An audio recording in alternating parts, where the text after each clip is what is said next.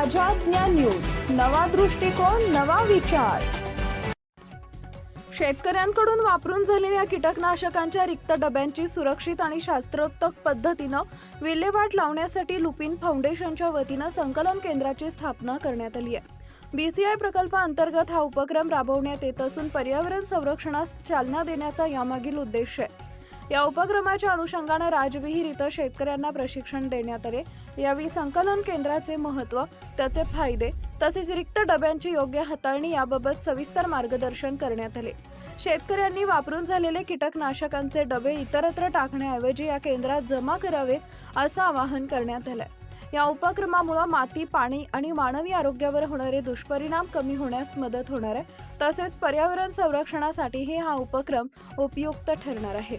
ग्रामस्थ आणि शेतकरी वर्गाकडून या उपक्रमाचं स्वागत करण्यात आलंय। सदर कार्यक्रमास बीसीआय प्रकल्पाचे प्रकल्प व्यवस्थापक सुनील सैंदाणे, प्रशिक्षण समन्वयक कुशवार्थ पाटील, जिल्हा प्रकल्प समन्वयक चंदन टोकशा तसेच तळोदा पीयूचे व्यवस्थापक धनसिंग पावरा यांच्या मार्गदर्शनाखाली पार पडला। यावेळी सरपंच आकाश वळवी, शेतकरी तुळशीराम पडवी, यशवंत पडवी, महिला व पुरुष शेतकरी, अंगणवाडी सेविका, बीसीसीआय प्रकल्पाचे कृषी मित्र आणि ग्रामस्थ मोठ्या संख्येने उपस्थित होते। लाईक करा, शेअर करा, सबस्क्राइब करा आणि बेल आयकॉन प्रेस करा।